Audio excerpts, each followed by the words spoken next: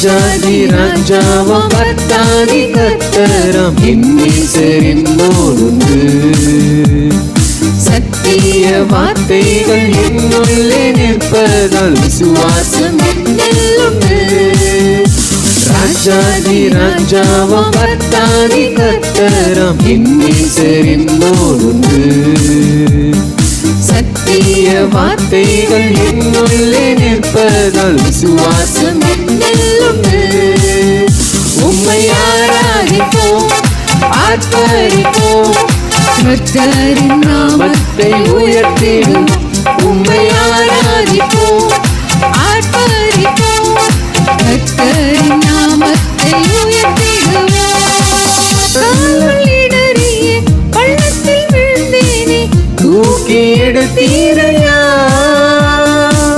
உலகமே வெறுக்கையில் பக்கத்தில் நின்றென்னை தாங்கிக் கொண்டீரையா.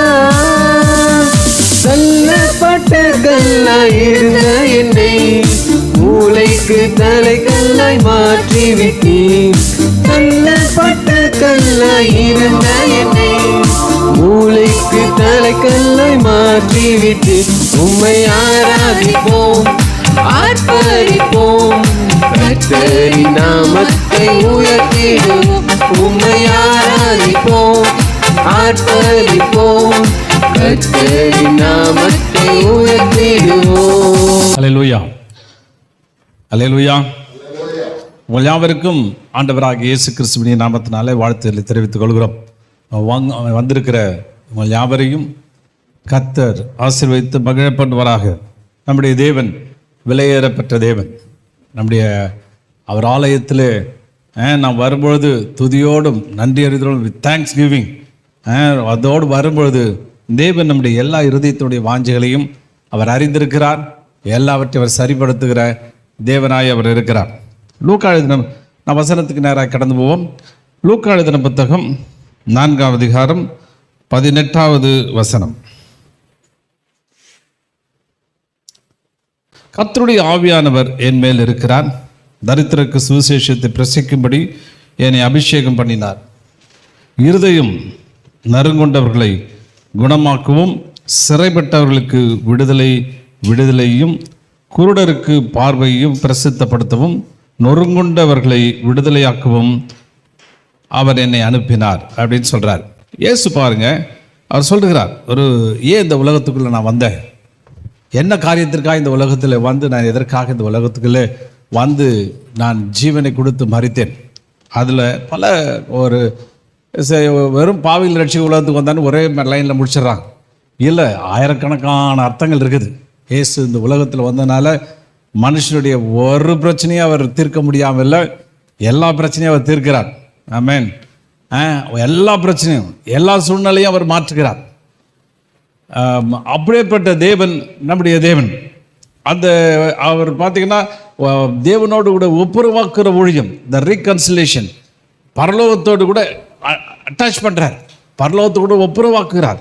பரிசுத்த ஆவியானவர் கொடுக்க வந்தார், உங்களை நடத்தி செல்கிறார், உங்களை நீதிமான ஆக்குகிறார், உங்களுடைய சாபத்தை தொலை, இப்படி சொல்லிகிட்டே போகலாம். எவ்வளவு காரணங்கள், அவ்வளவு அர்த்தங்கள் சொல்லவே முடியாது, நம்முடைய அறிவுக்கு அந்த அளவு பத்தாது. இங்கே அதில் ஒரு சில காரியங்கள் தான் நம்மளால் பேச முடிகிறது. அவ்வளவு நன்மைகளே அவர் செய்திருக்கிறார்.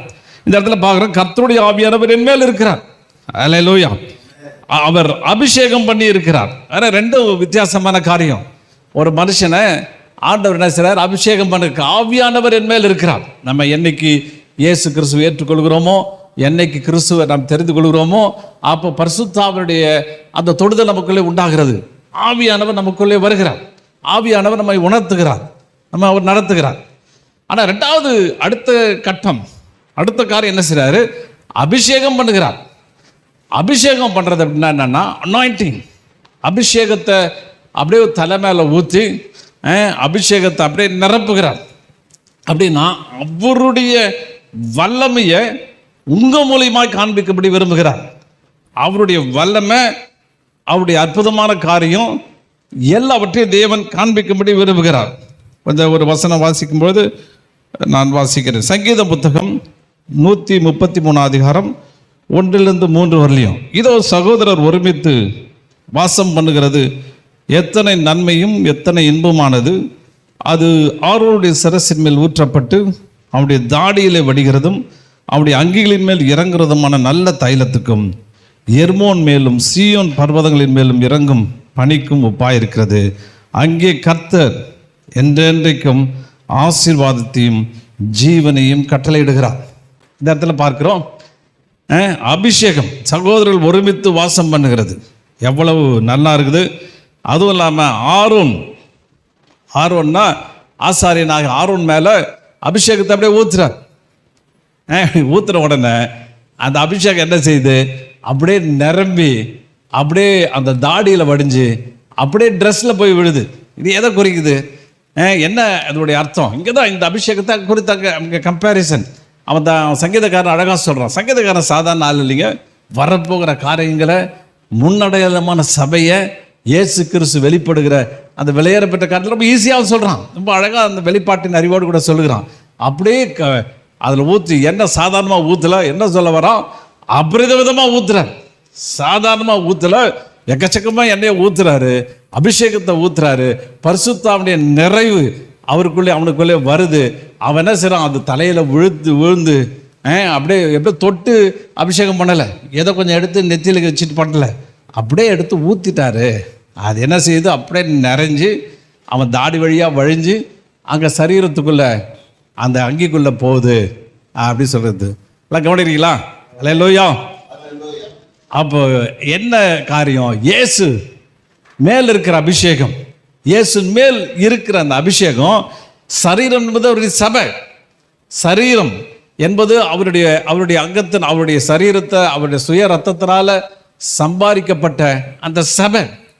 அந்த சபை மேலே இந்த அபிஷேகம் அப்படியே பீச்சு அடிக்குது, ஊற்றப்படுது, மேலே வந்து கொட்டுது.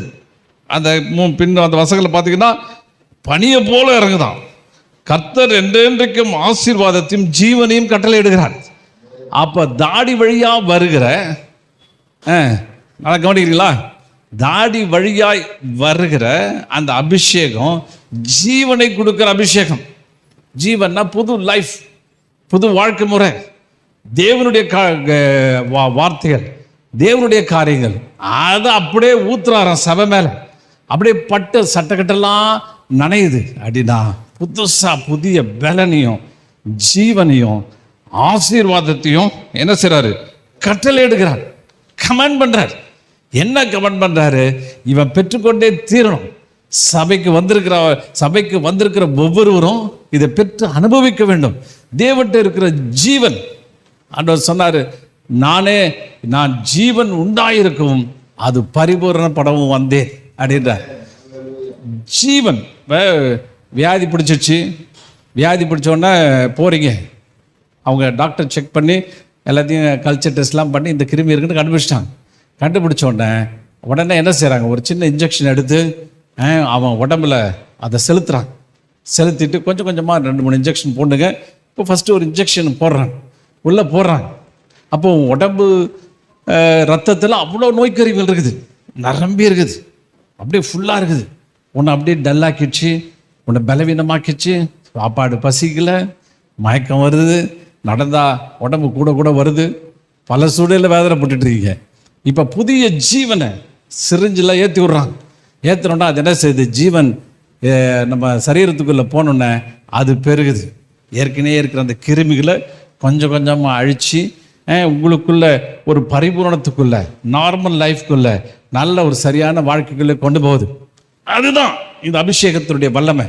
புதிய ஜீவனை உங்களுக்குள்ள ஏற்றி விடுகிறார். நீங்க வந்திருக்கிற ஒவ்வொருக்கும் இன்ஜெக்ஷன் பண்றார். ஆமென். அல்லேலூயா. என்ன பண்றாரு, ஒரு இன்ஜெக்ஷன் ஏத்துறார், வார்த்தையை உள்ள வைக்கிறார், வார்த்தையை உங்க இருதயத்துக்குள்ள ஏத்துறார். இது சரீரத்தில் ஏத்துற வார்த்தை, அது தேவனாகிய கர்த்தர் அந்த இருதயத்துக்குள்ள ஏத்துறார். அப்போ ஏற்றும் போது உங்களுக்குள்ளே புதிய ஜீவன் உண்டாக்குறது, ஒரு நம்பிக்கை பிறக்கிறது. முடியும், இந்த பிரச்சனையை நம்மளால சமாளிக்க முடியும், நான் என்ன பண்றேனே தெரியல அப்படின்னு ஒரு வேளை வந்திருக்கலாம். என்ன செய்ய போறேனே என்ன தெரியல, அடுத்த காரியம் என்ன அப்படின்னு யோசிக்கலாம். ஆனால் புதிய ஜீவன் உங்களுக்குள்ளே வருகிறது. அந்த ஜீவன் உங்களை ஆயத்தப்படுத்துகிறது. ஜீவன் உங்களை பல ஏரியாவுக்கு கொண்டு செல்கிறது. தேவன் உங்களை ஆசீர்வதிக்க அவர் சித்தம் வைத்திருக்கிறார். ஆசீர்வாதத்தையும் கொஞ்சம் உள்ள வச்சு ஏத்துற. ஏற்றும் போது இந்த ஆசீர்வாதம் பெருக பெருக பெருக நீங்கள் இப்போ பல காரியங்களே நீங்கள் விடுவிக்கப்படுகிறீர்கள். அப்புறம் அபிஷேகம் என்கிற வார்த்தை எண்ணெய் என்ற வார்த்தையோடு கூட ஒப்பிடப்படுகிறது. அபிஷேகம் அவர் பழைய ஏற்பாடுலாம் பார்த்தீங்கன்னா அபிஷேகம். அப்போ கிறிஸ்து இந்த அபிஷேகம் பாருங்கன்னா அபிஷேகம் தலையிலிருந்து உடலுக்கு பாய்வது போல பரிசுத்த ஆவியானுடைய அபிஷேகம் கிறிஸ்துவிலிருந்து அப்படி ஜனங்களுக்குள்ளே பாய்கிறது. அப்படி ஜனங்களுக்குள்ளே பாய்கிறது என்று போட்டிருக்குது. அப்போ அபிஷேக வல்லமை, தேவனுடைய வார்த்தையின் அபிஷேகம் உங்களை தொடும் பொழுது உங்களுக்குள்ளே ஒரு பாய்ந்து செல்லுது, ஒரு புதிய ஜீவனை உங்களுக்குள்ளே கொடுக்கிறது. உங்களை தேவனை செய்கிறாரு, அவர் ஆசீர்வதிக்கிறார். அந்த வசனத்தை தொடர்ந்து வாசிக்கும் பொழுது இருதயம் நறுங்குண்டவர்களை குணமாக்கவும், சிறைப்பட்டவர்களை விடுதலையாக்கவும், பார்வையை பிரசித்தப்படுத்தி நொறுங்குண்டவர்களை விடுதலையாக்கவும் அவர் விரும்புகிறார். பாருங்கள், முதல் இந்த அபிஷேகம் நல்ல கவனிங்க. இப்போ தான் பாயிண்ட்டுக்கு வரோம். இப்போ தான் இவ்வளோ நேரம் அறிமுகம் போயிடுச்சு. இப்போ நல்லா கவனிங்க. அப்போ அபிஷேகம் ஆண்டவர் பரிசுத்த ஆவியானவர் மூலியமாய் குமாரனுக்குள்ளே ஊற்றப்படுகிறார். இந்த குமாரன் ஊற்றப்பட்ட பிற்பாடு அந்த குமாரன் மேலே அந்த ஆவியானவர் வந்த பிற்பாடு அவர்கிட்ட அப்படியே பாய்ந்து செல்கிறது. என்ன சொல்கிறாரு? முதல்ல ஒரு காரியம், நறுங்குண்டவர்களை குணமாக்குறார். நறுங்கி போன ஆட்கள், நொறுங்கி போன ஆட்கள். எனக்கு எந்த மருத்துவத்திலையும் கிடையாது, என் இருதயம் உடஞ்சி போச்சுங்க, எதாவது ஒட்ட வைக்க முடியுமா, ஸ்டிச் பண்ண முடியுமான்னா எந்த டாக்டரால் பண்ண முடியும்? பெரிய கார்டியா ஸ்பெஷலிஸ்ட் கூட ஒன்றும் பண்ண முடியாது. அவரால் என்ன செய்வார்? எங்கே வச்சு தைப்பார்? ஒருவேளை அவருக்கு அந்த பிளாக் இருக்குது, இந்த பிளாக்குன்னு கண்டுபிடிப்பார். ஆனால் இருதயம்ன்றது நம்முடைய உள்ளான மனசனுடைய இருதயம், உள்ளான இருதயம்.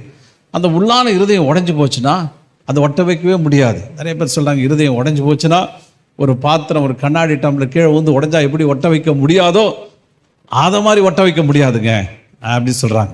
அப்புறமா என்கிட்ட சொன்னாங்க, ரொம்ப அவங்க 72 கிலோவிலேருந்து அப்படியே குறைஞ்சி போய் 40 கிலோ கிட்டத்தட்ட வந்துட்டாங்க. நான் அவங்கள்ட்ட பேசிகிட்டு இருக்கும்போது அவங்க சொன்னாங்க, ஏம்மா இவ்வளோ இதாகிட்டீங்கன்னு. அவன் சொன்னாங்க, என் மருமகள், அவங்களுக்கு ஒரு மருமகள் உண்டு, என் மருமகள் பேசின வார்த்தைகள் என்னை ஒடுங்கி போச்சு நீங்கள். அப்புறம் அவங்க சொன்னாங்க, தீயினால் சுட்ட பொன் உள்ளாரும் ஆறாதே நாவினால் சுட்டவிடு. திருக்குறள் சொல்லி சொன்னாங்க. அந்த மாதிரி என் இருதயத்தை ரொம்ப காயப்படுத்திட்டா. அதனால் இந்த மனசு கஷ்டத்துலேயே நான் நான் இதாகிட்டேன். என்ன திருக்குறள், அந்த மாதிரி டீச்சர், அதனால திருக்குறள் எடுத்து சொல்கிறான். காயம் ஆறிடும், ஆனால் நாவினாலும் சுட்டவிடு. நாக்கால ஒருத்தன் சுட்டுட்டான்னா அவன் காயம் ஆறவே ஆறாது, அவ்வளோதான் அப்படின்னு அவங்க சொன்னாங்க. நான் சொன்னேன், அது திருக்குறள். ஆனால் தேவக்குறள் வித்தியாசமாக சொல்லுது. ஆஸ் எ ரியல் ஸ்டேட்மெண்ட், அது உண்மையான ஸ்டேட்மெண்ட் தான். இருதயத்தை ஒட்ட வைக்கவோ மாற்றவோ முடியாது. அந்த வடு மாறாது, காயம் ஆறாது, எத்தனை வருஷம் ஆனாலும் அதை மாறவே மாறாது. நிறைய பேர்கிட்ட பேசும்போது சொல்லுவாங்க, அந்த ஆள் சொன்ன வார்த்தை, இவங்க சொன்ன வார்த்தை மறக்கவே முடியலைங்க.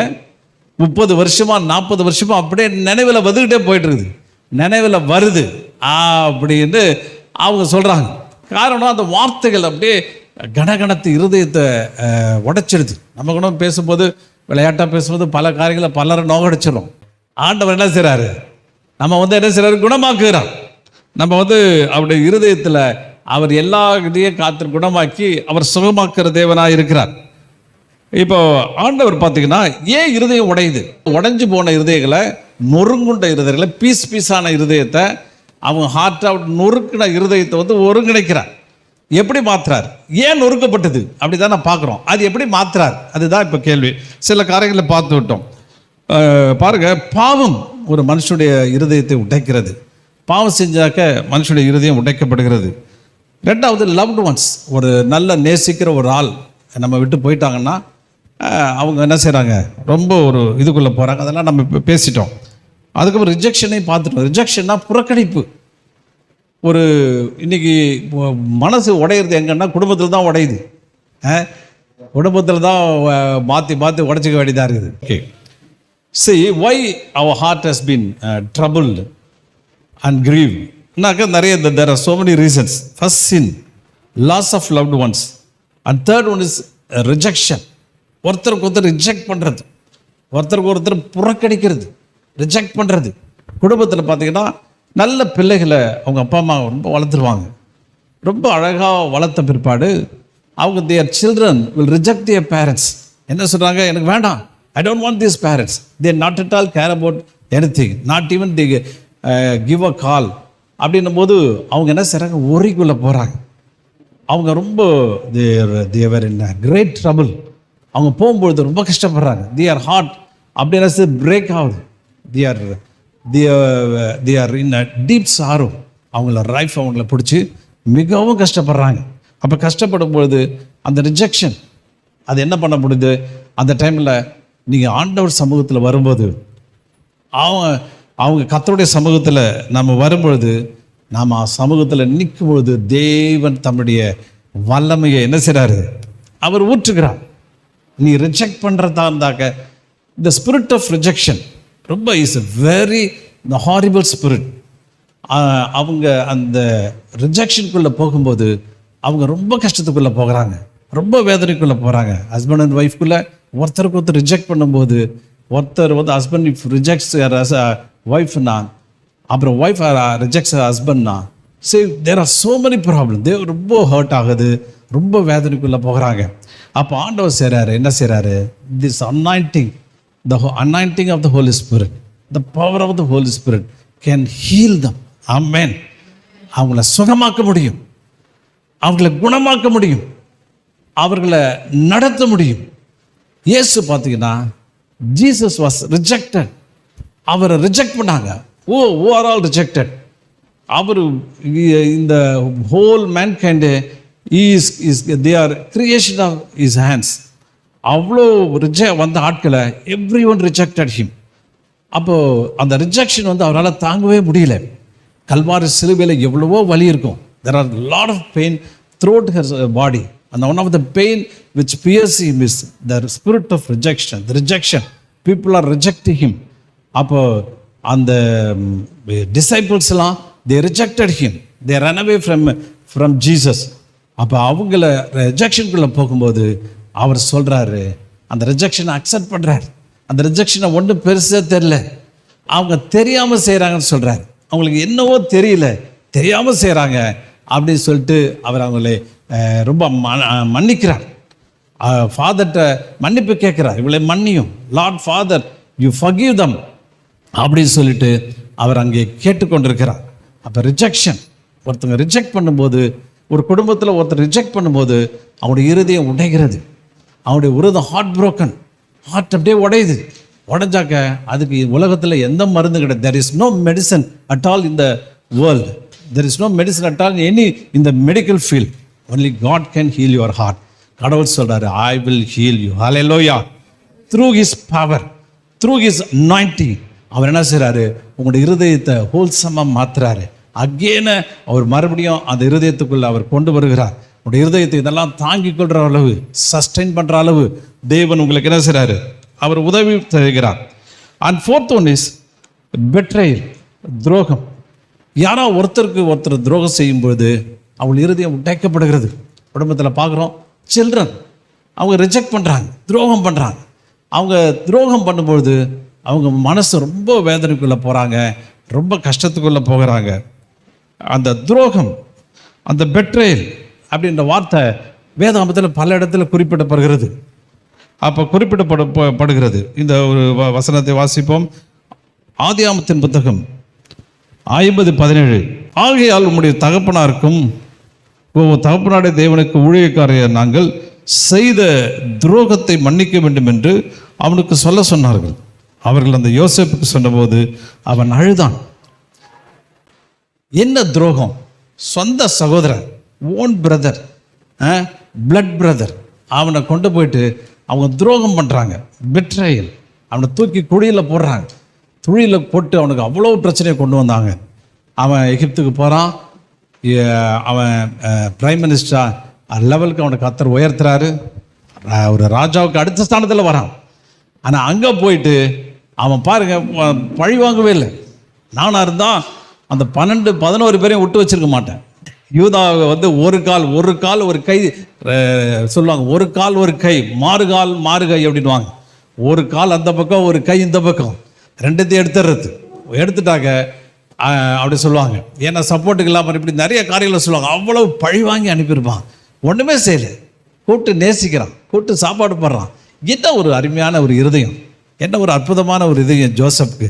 அப்போ கடைசியில் அவங்க அப்பா இறந்துட்ட பிற்பாடு எல்லாம் வந்து அழுறாங்க. ஐயோ எதா பண்ண போகிறீங்க, என் பிள்ளைங்களாம் இருக்குது, நாங்கள் துரோகம் செஞ்சுருக்கிறோம், துரோகம் செஞ்சுட்ட மன்னிப்பீங்களா அப்படின்னு அழுகிறான். அப்படின்னா யோசேப்பு அதை கேட்டு அழுகுறான்.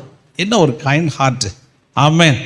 என்ன ஒரு நல்ல ஒரு இருதயம் அவனுக்கு. ரொம்ப அவன் ரொம்ப அழுது அவனை கூப்பிட்டு சொல்கிறான், ஒன்றும் இல்லைப்பா, நீ கவலைப்பட, உன்னை ஆதரிக்கணும் தான்ப்பா ஆண்டவர் இங்கே அனுப்பிச்சாரு அப்படின்னு சொல்லி அவர்களை தேற்றுறான், ஆறுதல் படுத்துகிறான், அவங்களுக்கு அஷூரன்ஸ் கொடுக்குறான், உங்கள் பிள்ளைகளெல்லாம் நான் பாதுகாப்பேன் அப்படின்றான். இப்போ அது துரோகம்.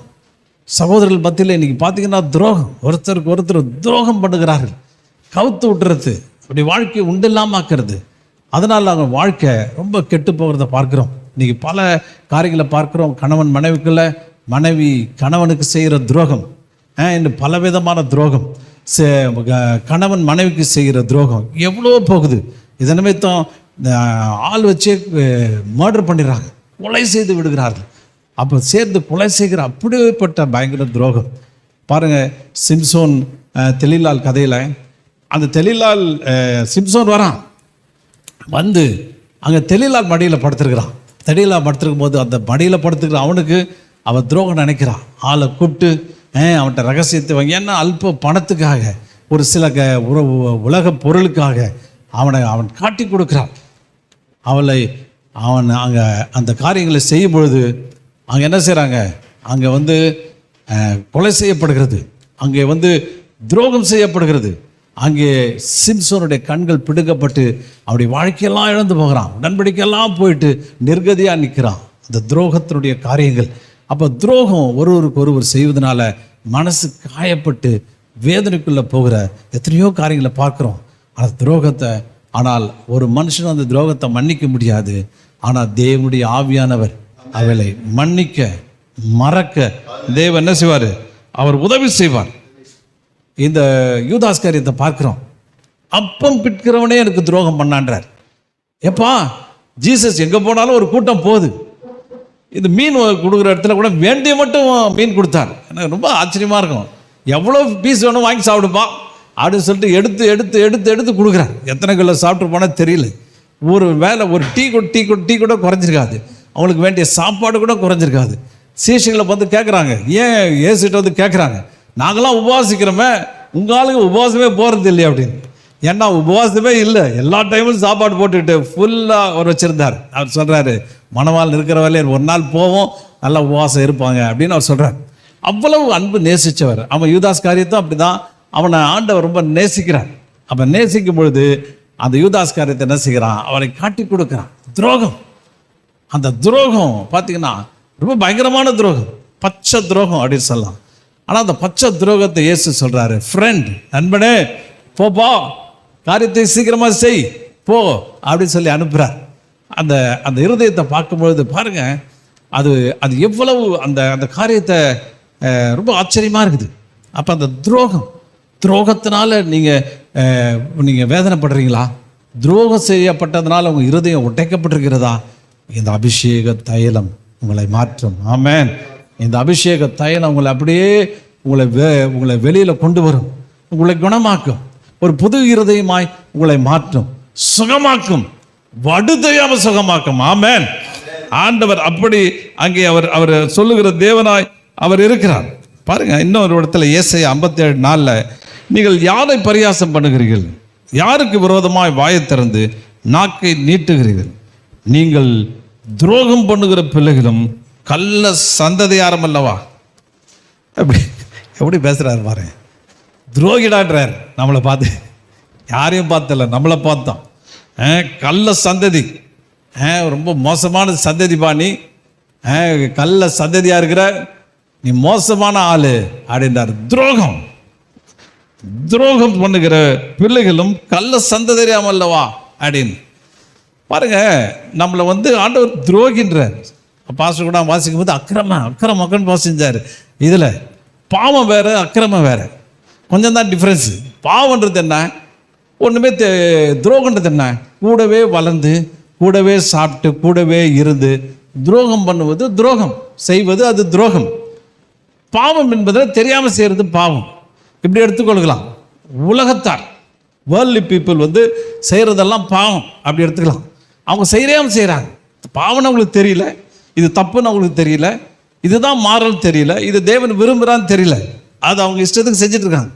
ஆனால் துரோகம்ன்றது என்னன்னா, அக்கிரமன்றது என்னன்னா, நம்ம ஆண்டவர்கிட்ட உட்கார்ந்து அவருடைய ரத்தத்தினால கழுவப்பட்டு அவருக்கு வேண்டியதெல்லாம் நம்ம பெற்றுக்கொண்டு அவர் யாருன்னு தெரியும், பாவம் யாருன்னு தெரியும், எங்கே போவோன்னு தெரியும், என்ன செய்வோன்னு தெரியும் பாரு, தெரிஞ்சு பண்ணுறோம் பாரு, அதுதான் அக்கிரமம், அதுதான் துரோகம்.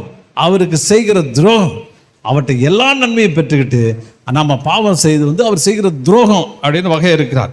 இன்னும் ஒரு வசனம் வாசிக்கும்படி விரும்புகிறேன். எரேமியா 3:10 இவைகளெல்லாம் கண்டும் யூதா என்கிற அவளுடைய சகோதரியாகிய துரோகி கள்ளத்தனமாய் திரும்பினாள் என்று முழு இருதயத்தோடும் என்னிடத்தில் திரும்பவில்லை என்று கர்த்தர் சொல்லுகிறார். பாருங்க, மனம் திரும்புதில் கள்ளத்தனமாக மனம் திரும்புறது, ஆஃப் ஹார்ட்டடாக மனம் திரும்புறது, ஒன்று ரெண்டு வச்சுக்கிறது. இது எனக்கு வேணும், நான் இப்படி கொஞ்சம் சும்மா கொஞ்சம் ஜாலியாக இருக்கிறதுக்கு எனக்கு வேணும், ஒரு ஒரு ஒரு எனக்கு ஒரு பார்ட் வேணும், இதை வந்து சும்மா நம்ம என்ஜாய்மெண்ட்டுக்கு நம்ம ஜாலிக்கு வச்சுக்கலாம் அப்படின்னு சொல்லிட்டு ஒரு பார்ட் வச்சிருது. இது எல்லாரையும் ஏமாத்தலாம். ஆனால் கர்த்தரை ஏமாற்ற முடியுமா? அவர் சொல்கிறாரு, கள்ளத்தனமாக மனம் திரும்புதல், ஆஃப் ஹார்ட்டட், ஃபுல் ஹார்ட்டடாக இல்லை, மனம் திரும்புதல் முழு மனசு வேணும், பாதி மனசு இல்லை, முழு மனசு ஆண்டவருக்கு என்ன செய்யணும்? நாம் மனம் திரும்ப வேண்டும், முழு மனசாக இருக்க வேண்டும் என்று தேவன் விரும்புகிறார். அப்போ அவர் சொல்றார், சகோதரியாக துரோகி கள்ளத்தனமாய் மனம் திரும்பலாண்டி முழு இருதயத்தோடும் எண்ணத்தில் திரும்பவில்லை என்று கர்த்தர் சொல்கிறார். முழு இருதயத்தோடு கூட திரும்பும்படி தேவன் என்ன செய்கிறார்? அவர் விரும்புகிறார். அப்போ பாருங்க, ஆண்டவர் இப்படி துரோகத்தினுடைய காரியங்கள் எல்லாவற்றையும் தேவன் அங்கே காரியங்களை அவர் செய்கிறார். இப்போ இதில் இன்னொரு காரியம் வரப்போகிறோம். அது என்னன்னு பார்த்தீங்கன்னா 6வது point, betrayal. 5 guilt and shame. Guilt ரொம்ப குற்ற உணர்வு, அண்ட் ஷேம் குற்ற உணர்வும் இதுவும் வந்து ரொம்ப க்ளோஸான ஒரு விஷயம். குற்ற உணர்வு பாருங்க, ஏவாள் தவறு செய்கிறான், ஆடாமும் அந்த வாங்கி புசிக்கிறான். புசிச்ச உடனே ஆண்டவர் கேட்குறார், ஆண்டவர் நேராக தேடி வரார், எங்கே பாருக்கிற Adam, where are you, Eve where are you அப்படின்னு கேட்குறார். அவன் சொல்கிறாங்க, we are hiding behind the trees, பின்னாடி இருக்கிறேன், மறைஞ்சிட்டு இருக்கிறேன். ஏன் நான் தப்பு பண்ணிட்டாங்க, தே கமிட்டட் மிஸ்டேக்.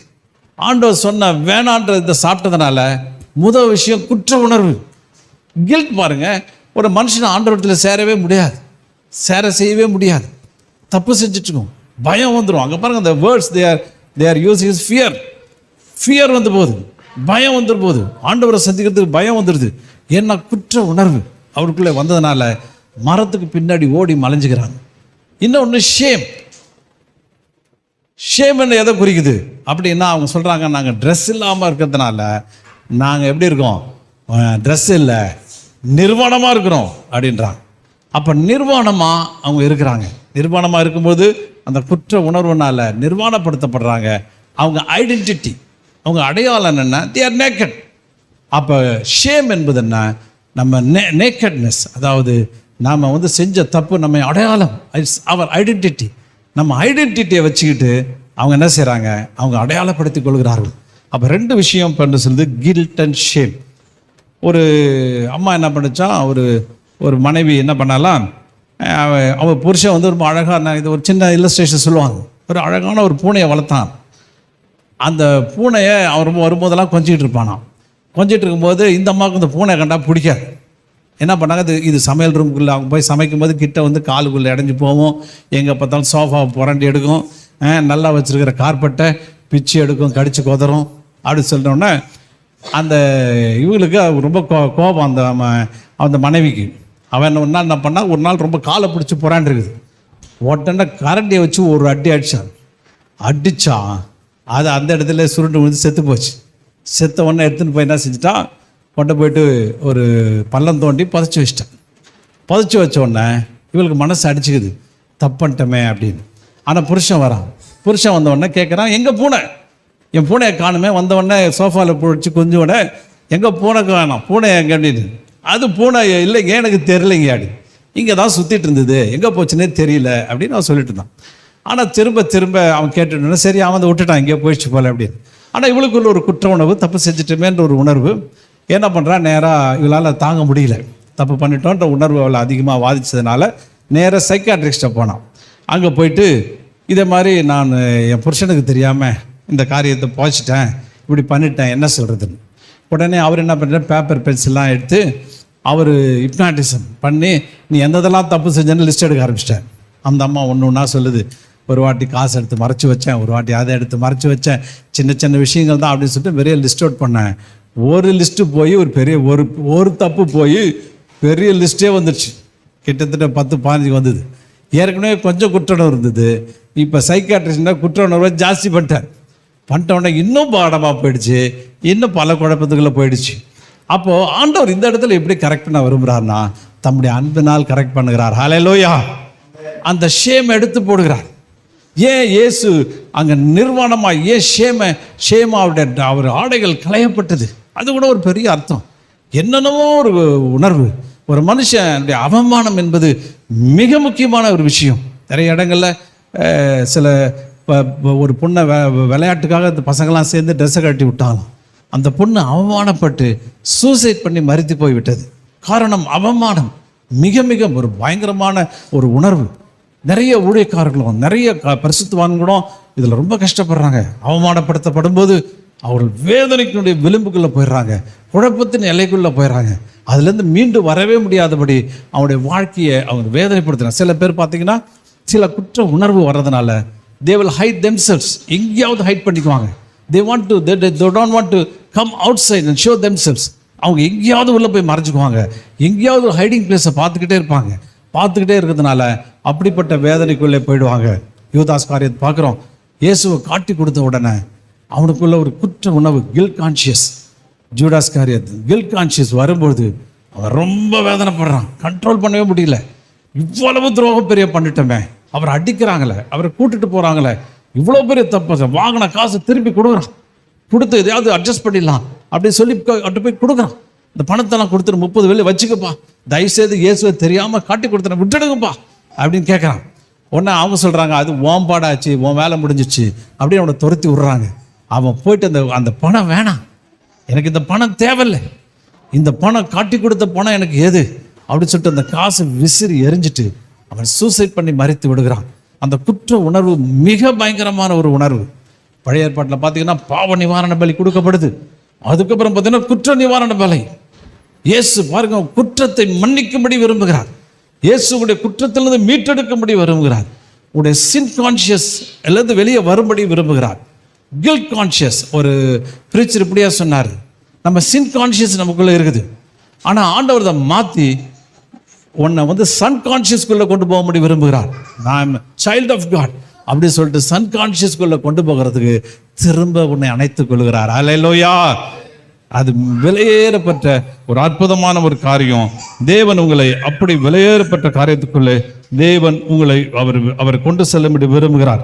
அந்த குற்ற உணர்வு பார்த்தீங்கன்னா, குற்ற உணர்வுக்கும் அவமானத்துக்கும் 2 வித்தியாசம் சொல்லும்படி விரும்புகிறேன். குற்ற உணர்வு என்னன்னா, தப்பு செஞ்சுட்டேன், நான் இதை செஞ்சுட்டேன், ஏதோ ஒரு ஆக்டிவிட்டி பண்ணிட்டேன் அப்படின்னு உள்ள உறுத்திக்கிட்டே இருக்குது குற்ற உணர்வு. அவமானம்னா என்ன தெரியுமா? ஷேம்னா நான் தவறானவன் டிசைட் பண்ணிடுறது. திஸ் இஸ் மை ஐடென்டிட்டி, நான் மோசமான ஆள் அப்படின்னு சொல்லிட்டு ஐடென்டிட்டி கொடுக்கறது. ஆனால் இயேசு இந்த இடத்துல கிரியை செய்ய விரும்புகிறார், உன் குற்றத்தை மன்னிக்கிறார். மறுபடியும் பாருங்க, நிறைய பேருக்கு குற்ற உணர்வில் இருந்து மீளவே முடியல. குற்ற உணர்வில் அவங்க வேதனைப்பட்டு கலங்குகிறார்கள். இந்த கிறிஸ்தியான்ற மோட்ச பிரயாணத்தில் நான் படிச்சுட்டு இருக்கும்போது ஒரு வாசித்தேன். அதில் பார்த்தீங்கன்னா அவன் பிரயாணம் பண்ணிகிட்டே போகிறான், நரகத்துக்கு இது மோட்சம் அங்கே இருக்குது, அதுக்கு முன்னாடி ஒரு பெரிய கூண்டு இருக்குது. அந்த கூண்டில் நல்ல ஊழியம் செஞ்ச ஆட்கள், பரிசுத்தவான்கள் அடைப்பட்டு கத்திட்டு கிடக்கிறாங்களாம், மெல்லிஸாக இருக்காங்களாம். அவன் கேட்குறான்னா மோட்சத்துக்கு கொஞ்சம் தூரம் தானே இருக்குது, இந்த சிறையிருப்பில் இவங்க இருக்கிறாங்களே என்னென்ன அங்கே இருக்கிற தூதன்ட்ட கேட்குறான். அவன் சொல்கிறான், இவங்க ஆண்டவருக்கு ஊழியம் செஞ்ச ஆட்கள், நிறைய காரியங்கள் செஞ்ச ஆட்கள், ஆனால் தப்பு செஞ்சுட்டாங்க. தப்பு செஞ்சுட்டோன்னா அப்போ இவங்க கேட்டிருக்காங்க, அப்போ மன்னிப்பு கேட்க வேண்டியதானே? இல்லை, ஒரு குற்ற உணர்வு அவங்களுக்குள்ள வந்துடுச்சு. இவ்வளோ பெரிய தேவனுக்கு துரோகம் பட்டோமே, இவ்வளோ பெரிய காரியத்தை நம்ம தப்பு செஞ்சுட்டோமே அப்படின்னு சொல்லிட்டு குற்ற உணர்வு என்ற சிறைச்சாலைக்குள்ளே அவங்க இருக்கிறாங்க அப்படின்னு. குற்ற உணர்வு கொஞ்சம் தேவைதான், ஆனால் குற்ற உணர்வுலே வாழணும்னு தேவன் விரும்பலை. அவன் குற்ற உணர்வுலேருந்து வெளியே வரும்படி விரும்புகிறார். You must come out of the guilt conscious and shame. அந்த கில்ட்லேருந்து வெளியே வந்து யூ ஹேவ் டு தன் identity. the identity what you have is you are the son of God. Amen. You are a children of God. Let us all raise our hands, say hallelujah. Hallelujah. You are a child of God. And the sin conscious, you have to change your sin conscious to son conscious. Always you must feel that I am a son of God. Amen. His image is within me. I am reflecting the God. அப்படின்னு சொல்லிட்டு you must feel that kind of feel you must have. அதை தான் ஆண்டவர் விரும்புகிறார். அப்போ விரும்பும் பொழுது then you have a right, you have a boldness to reach the grace throne. the throne of graceக்குள்ள நீங்கள் கிட்ட போகிறதுக்கு தேவன் ஹெல்ப் பண்ணுறார், உதவி செய்கிறார். அப்போ தேவன் அங்கே போகும்பொழுது நீங்கள் you will receive many blessings. And second thing, செயல்கள் மீது கவனம் செலுத்துகிறது. குற்ற உணர்வு, நான் செஞ்சுட்டுமே தப்பு செய்கிறோமே அப்படி உணர்வுப்படுத்துறது. அடையாளம் அல்லது சுயத்தின் மேல் கவனம் செலுத்துகிறது. ஷேம் என்ன பண்ணுது, உங்கள் ஐடென்டிட்டி மேலே உங்களை வந்து கான்சன்ட்ரேட் பண்ண வைக்குது. மூன்றாவது காரியம், இந்த கில்ட் சம்டைம்ஸ் என்ன பண்ணுது, உங்களுடைய ரிப்பன்டன்ஸ் வந்து லீட்ஸ் டு அவங்க you have to change your heart. உங்கள் ரிப்பன்டன்ஸ் வந்து உங்களை நல்ல மனசுக்குள்ளே கொண்டு போக செய்கிறது. ஆனால் நம்பிக்கை அவங்களுக்குள்ளே கொண்டு செல்கிறது. அப்போ தேவன் என்ன விரும்புகிறார், இந்த கில்ட்லேருந்து வெளியே வாங்க, கில்ட் கான்ஷியஸ் வெளியே வாங்க, அந்த குற்ற உணர்வுலேருந்து வெளியே வாங்க, ஷேம்லேருந்து வெளியே வாங்க. தேவன் உங்களை உயர்த்த சித்தம் வைத்திருக்கிறார். ஆமென். தேவன் உங்களை அற்புதமாய் மாற்ற உங்களுக்கு அவர் வைத்திருக்கிறார். நான் வந்து ஒரு சபையில் நான் அங்கே இருந்தேன். அங்கே ஒரு சபையில் இருக்கும்போது நான் எல்லாரையும் கூப்பிட்டு காலேஜ் ஜபத்துக்கு வர வைப்பேன். காலேஜ் ஜபத்துக்கு வாங்க, நம்ம ஜெபம் பண்ணலாம் அப்படின்னு.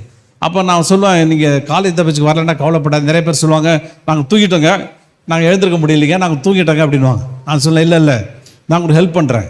நான் 5 மணிக்கு 2-3 பேரை பிரதர்ஸை கூப்பிட்டுக்கிறேன். நீங்கள் யார் பக்கத்து வீட்டில் இருந்தோ கதவை தட்டி உங்களை எழுப்ப ஏற்பாடு பண்ணுறோம். சர்ச்சுக்கு வாங்க, கொஞ்ச நாள் ப்ராக்டிஸ் பண்ணுவோம், ஏதாவது ஒரு முயற்சி எடுக்கணும் இல்லையா அப்படின்னு. அப்போ அவங்க எல்லோரும் ஒத்துக்கிட்டு போயிட்டு அங்கே இங்கேயும் கூப்பிட்டு எல்லாரையும் கூப்பிட்டு வந்து ஒரு 10-20 பேரை சர்ச்சுக்கு முன்னாடி விட்டுட்டு புல்பேட்டா நாங்கள் ஜெபம் பண்ணுவாங்க. நாங்கள் பின்னாடி இருந்து பார்த்துட்ருப்பேன். ஒருத்தர் ஜெபம் எப்படி பண்ணுறாங்க, ஒருத்தர் ஜெபம் பண்ணுறாரு, ஆண்டவரே நான் பிரயோஜனம் இல்லாதவன், அப்போ யூஸ்லெஸ் ஃபெல்லோ, நான் ஒன்றுத்துக்கு லாய்க்கு இல்லாதவன், நான் எதுக்கும் இப்போ பிரயோஜனம் இல்லாதன்னு ஜெபம் பண்ணார். சரி பாவம் அப்படின்னு விட்டாச்சு. 2வது நாள் பார்த்தா அதே தான் சொல்கிறார். 3வது நாள் பார்த்தாலும் அதே தான் சொல்லிட்டாரு. இப்படியே சொல்லிட்டே இருந்தேன். நான் சொன்னேன், பிரயோஜனம் இல்லாத ஆள் தான் நீ, சரியில்லாத ஆள் தான், தப்பு செஞ்ச ஆள் தான். ஆனால் தப்பு செஞ்ச உன்னை மாற்றத்துக்கு தேவனால் முடியும். ஆமென். உன்னை வந்து பெட்டராக மாற்ற முடியும், உன்னை கன்வெர்ட் பண்ண முடியும், உன்னை பெரிய ஆளாக மாற்ற முடியும். ஒன்றுத்தே சொல்லி கில்ட்டிலே சொல்லி அந்த பாவத்தையே சொல்லி அறிக்கை செஞ்சு பாவத்துக்குள்ளே வாழாதீங்க. உங்களை கமிட் பண்ணுங்க, கன்ஃபஸ் பண்ணுங்க. You come out of the sin. அந்த பிளட் ஆண்டவர் கொடுத்துட்டு அதுலேருந்து வெளியே வந்து நீங்கள் வந்து ஒரு ஜீசஸ் மாதிரி அவங்களுடைய கேரக்டரை வெளிப்படுத்த வேண்டும் என்று தேவன் என்ன செய்கிறாரு, அவர் விரும்புகிறார். பாருங்க, இன்னும் பாருங்க, இந்த வசனத்தில் இயேசு இந்த காயம் ஐசையா 1:6 வாசிக்கும் பொழுது, நீங்கள் இன்னும் ஏன் அடிக்கப்பட வேண்டும், அதிகமாய் விலகி போகிறீர்களே, தலையெல்லாம் வியாதியும் இருதயமெல்லாம் பலட்சியும் இருக்கிறது, உள்ளங்கால் தொடங்கி உச்சந்தலை மட்டும் அதிலே சுகமில்லை, அது காயமும் வீக்கமும் நொதிக்கிற ரணம் உள்ளது, அது சீழ்பதுக்கப்படாமலும் கட்டப்படாமலும் எண்ணெயினால் ஆற்றப்படாமலும் இருக்கிறது. நல்லா கவனிங்க, ஆண்டவர் சொல்றார், ஏன்பா என்ன செய்றீங்க, நீங்கள் ஏன் அடிக்கப்பட வேண்டும், இன்னையா அடி வாங்கிட்டு இருக்கிற, அடி எப்போ பார்த்தாலும் அடி வாங்கி வாங்கி காயப்பட்டுக்கிட்டே இருக்கிறியா, ஏன் அடி வாங்குற, ஏன் வேதனைக்குள்ளே போகிறேன். இப்போ சாதாரணமாக ஒரு பேட்டில் ஃபீல்டு இருக்குது, பேட்டிலில் ஒரு பாக்ஸிங்காக இருக்குன்னு வச்சுக்கோங்க. உங்களுக்கு காயம் ஏற்பட்டுச்சுன்னா எப்படி ஃபைட் பண்ண முடியும், எப்படி உங்களால் ஜெயிக்க முடியும்? நீங்கள் காயத்தோடு நீங்கள் நிறைய பேர் பிசாசுக்கிட்ட போராடி கடைசியில் பிசாசு என்ன அடிச்சுட்டான், அது பண்ணிட்டான் இது பண்ணிட்டான் அப்படின்னு சொல்கிறாங்க.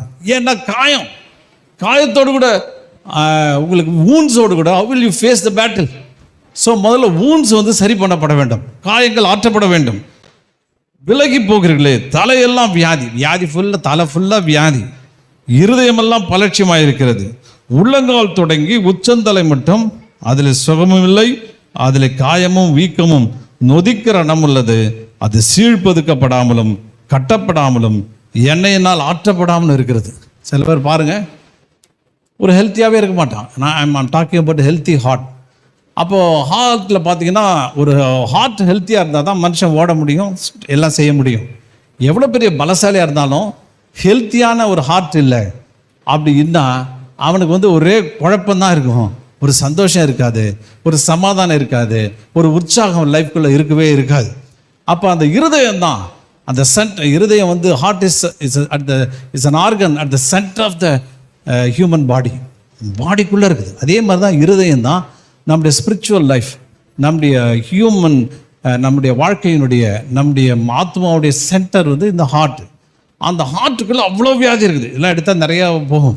அப்போ அவ்வளோ வியாதியை என்ன சொல்கிறாரு, நான் சுகமாக்குவேன், உன்னை குணமாக்குவேன், உன்னை வந்து ஹீல் பண்ணுவேன். ஹவ் ஐ ஹீல் யூ, இந்த ஆயில், அந்த ஆயில்னாலையும் திராட்சை ரசத்தினாலையும் உன்னை தேற்றுவேன் என்று சொல்லுகிறார். நல்ல சமாரியன், இந்த நல்ல சமாரியன் கதை உங்களுக்கு எல்லாம் தெரியும். நல்ல சமாரியன் அவன் அவனிடத்தில் வந்து அவன் காயங்களில் எண்ணெயும் திராட்சை ரசம் வார்த்து கட்டி கொண்டு, திராட்சை ரசம் பாருங்கள், ஒருத்தன் இஸ்ரேல்லேருந்து எருசலேம்லேருந்து எரிகோவுக்கு போகிறான். எரிகோன்றது பின்மாற்றப்பட்ட ஒரு வாழ்க்கை, பின்மாற்றின ஜீவியம். ஒரு நல்ல ஒரு வாழ்க்கையிலேருந்து மோசமான வாழ்க்கைக்கு அவன் போகிறான். போகும்பொழுது அவனை காயப்படுத்திடுறாங்க. காயப்படுத்தினோடனே யார் அவன், முன்ன பின்ன தெரியாத ஆட்கள் அவனை காயப்படுத்தி குற்றுயிரும் கொலையுரமாய். என்ன பாருங்கள், ஒருத்தருடைய பொருளாதாரம் நசுக்கப்படுகிறது, ஃபைனான்ஸு, அவனுடைய பணமெல்லாம் பிடிங்கிறாங்க, அவன் ட்ரெஸ் எல்லாம் பிடிங்கிறாங்க, அவனை அடித்து காயப்படுத்திடுறாங்க. அவனை அப்படியே பயங்கர வேதனைக்குள்ளே போகிறான். சாகர திருவாயில் அவன் இருக்கிற உடனே நல்ல சமாரியனாகிய இயேசு வருகிறார். நல்ல சமாரியன் வந்து அவனை கூட்டு போயிட்டு எண்ணெய் வார்க்கிறார். ஆமென். He poured oil and the wine. Oil ஏன் போடுறார் அப்படின்னு பார்த்தாக்க, அந்த நாட்களில் பார்த்தீங்கன்னா காயங்களை வந்து ரொம்ப காஞ்சி போயிடுமா, காயம் ஆற முடியாதான், மேலே ஒரு ஸ்கின் படிச்சுட்டு உள்ள காயம் மாற்றப்படாமல் இருக்குமா. அப்போ when you pour the oil on the woundsல போடும்போது அது வந்து கொஞ்சம் சாஃப்டன் பண்ணுது. அது வந்து உங்களுக்கு ஹீலிங்கை வந்து உங்களை தொடங்கி வைக்குது, உங்களை சுகத்துக்கு நேராக இது கொண்டு போகுது. அப்போ ஆயில் அங்கே ஊற்றுவாங்க. ரெண்டாவது வைன் எதுக்குன்னா இட்ஸ் கிளென்சிங். நம்ம டெட்டால் மாதிரி அதை கிளென்ஸ் பண்ணிவிட்டு இந்த ஆயிலை ஊற்றி கிளென்ஸ் பண்ணி ரெண்டும் ஊற்றும் போது எப்பேற்பட்ட காயமும் ஆறிடுன்னு சொல்லிட்டு அந்த நாட்களில் ஒரு சிகிச்சை முறை. அந்த காயம் ஆறுதோ இல்லையோ, இயேசு வச்சிருக்கிற திராட்சை ரசமும் அந்த பரிசுத்த ஆவியனுடைய அபிஷேகம், நீ எப்பேற்பட்ட காயமாக இருந்தாலும் பரவாயில்ல, எப்பேற்பட்ட மோசமான நிலைமையில் இருந்தாலும் பரவாயில்ல, அவ்வளோதான் முடிஞ்சு போச்சுன்னு நினச்சாலும் பரவாயில்ல, அதை முழுசுமா வடு தெரியாமல், அந்த ரணம் தெரியாமல் முழுசும் குணமாவதற்கு இந்த பரிசுத்தாவினுடைய ஆயில், இந்த அபிஷேகம் விலையேற பெற்றதாக இருக்கிறது. ஆமென். ஹல்லேலூயா. அப்போ அப்படியே ஆயிலை ஊற்றுறார். நம்ம தினம் ஆயில் நமக்கு கொடுத்துருக்கிறார். எடுத்து உங்கள் இருதயத்துக்குள்ளே ஊற்றுங்க. உடைக்கப்பட்ட இருதயத்தெல்லாம் ஆண்டவர் சுகமாக்குறார், அவர் குணமாக்குகிறார். அது இல்லாமல் திராட்சை ரசம், அந்த திராட்சை ரசம் என்ன செய்கிறது, நமக்கு வந்து எல்லா விதத்திலையும் அங்கே நமக்கு விடுதலை தருகிறது. இந்த நல்ல சமாரியன் காலத்தில் பார்த்தீங்கன்னா பாவத்தின் காயம், அவனுக்கு எத்தனை காயம் இருக்குது பாருங்கள். நான் கொஞ்சம் யோசிச்சுட்டு நிறைய காரியங்கள் வருது. பாவம் செய்யும்படி போகிறான், அப்போ அவனுக்கு காயப்படுகிறான், பாவத்தினால் உண்டான காயம். அடுத்து நிராகரிப்பின் காயம், த ரிஜெக்ஷன் wound. அவங்கள ரிஜெக்ட் பண்ணுறானுங்க, இவன் வேணாம் சாவடிச்சிருவோம் அப்படின்னு சொல்லிட்டு அவனை அதிகமாக காயப்படுத்துகிறாங்க. அந்த wound. துரோகம், பெட்ரேல், அந்த காயத்துக்குள்ளே இருக்கிறான். அப்புறம் ஃபியர், wounds of ஃபியர்க்குள்ளே இருக்கிறான். அதுக்கப்புறம் பார்த்தீங்கன்னா கில்ட். ஐயோ, நம்ம எருசலேமில் இருந்துக்கலாம், நம்ம எங்கேயோ போயிட்டோமே, வழி தவறிட்டுமே, ஏதோ ஆயிட்டுமே, இப்படி உடைச்சிட்டுமே, எல்லாம் போச்சே, என் ட்ரெஸ்ஸு போச்சே, அவமான கில்ட்டுக்குள்ளே இருக்கிறான். அவன் ஐடென்டிட்டி என்னன்னா அவன் எல்லாம் கிழிக்கப்பட்டான். ட்ரெஸ் இல்லை, ஒன்றும் இல்லை, சாகரத்தான் அவன் ஐடென்டிட்டியாக இருந்தது. ஆண்டவர் அவனை சத்திரத்துக்கு கொண்டு வருகிறார், சபைக்கு கொண்டு வருகிறார். இங்கே அபிஷேகம் ஊற்றப்படுகிறது. ஆமென். He poured oil and the wine. அந்த ஊற்றுகிறார். ஊற்றி எத்தனை நாள் சுகமாச்சுன்னு தெரியல. கொஞ்சம் கொஞ்சமாக டெய்லி ஆயிலை ஊற்றி கேர் எடுத்து ஒரு நல்ல மனுஷனா மாற்றப்படுகிறான். அவன் திரும்ப எருசலேமுக்கு போகிறான். ஆமென். அப்போ ஒரு மனுஷனை, உடைக்கப்பட்ட மனுஷனை, ரிஜெக்டடான ஆளை, அவனை பெட்ரையல் விஷயம் போன ஆளை, ஃபியர்க்குள்ளே இருக்கிற ஆளை, உடைக்கப்பட்ட ஆளை, ஒரு டிப்ரெஷனுக்குள்ள இருக்கிற ஆளை கொண்டு வந்து அவர் என்ன செய்கிறார்? சத்திரத்திலே வைத்து ஊற்றி அவனை தேற்றுகிறார். எப்பேற்பட்ட அன்பு! இந்த அன்பை நம்மளால் ஒன்றுமே சொல்ல முடியல. எப்படி தான் இந்த அன்பை விவரிக்கவும் முடியல. அவ்வளோ விளையேறப்பெற்ற அன்பு. உன் காயத்தை ஆற்றுவார், உன் காயத்தை மாற்றுவார், உன்னை சுகமாக்குவார், உன்னை மறுபடியும் எருசலேமின் வாழ்வை காணும்படி செய்வார். எருசலேமில் பட்டு ஓதப்பட்டு அடிப்பட்டு இருக்க வேண்டிய இடம் எங்கேயோ தப்பு பண்ணிட்டேன். ஆண்டவருடைய மறுபடியும் உன்னை திரும்ப எருசலேமில் கொண்டு வந்து எருசலேம் good quality of life, high standard life உனக்கு கொடுக்கும்படி விரும்புகிறார். அப்போ உன்னை ஆற்றி தேற்றி உன்னை பலசாலையாக மாற்றி சிறப்பு கொண்டு வந்து அந்த எருசலேமில் வைத்து உன்னை அழகு பார்க்கிற தெய்வம் அவர். அதனால் முழுசும் you open your heart before God. இந்த உலகத்தில் எதுவுமே சந்தோஷம் கிடையாது. அநித்தியமான பாவ சந்தோஷம். இந்த அநித்தியமான சந்தோஷத்துக்காக விலையேறப்பெற்ற அற்புதமான அந்த சந்தோஷத்தை நாம் கைவிடாமல் இருப்போம். அந்த ஊன்செல்லாம் உடைக்கப்பட்ட இருதயத்தெல்லாம் அவர் தேற்றுகிறார். பலமுள்ள ஸ்ட்ராங் ஹார்ட்டாக மாத்துறார். அவரோடு கூட ரிஜாய்ஸ்மெண்ட் ஹார்ட்டாக மாத்துறாரு. அவரோடு ஒரு கை கோர்த்து ஆடி பாடுகிற ஒரு சந்தோஷமான இருதயமாய் நம்மளை மாற்றுகிற தேவன். அப்போ ஆண்டவர் பாருங்க, துரோகம், ரிஜெக்ஷன், கில்ட் அண்ட் ஷேம் மூணுத்திலிருந்து வெளியே கொண்டு வர தேவன் நமக்கு உதவி செய்கிறார். அதனால் நம்ம ஒரு நிமிஷம் எழுந்திருப்போம். Let us all stand together.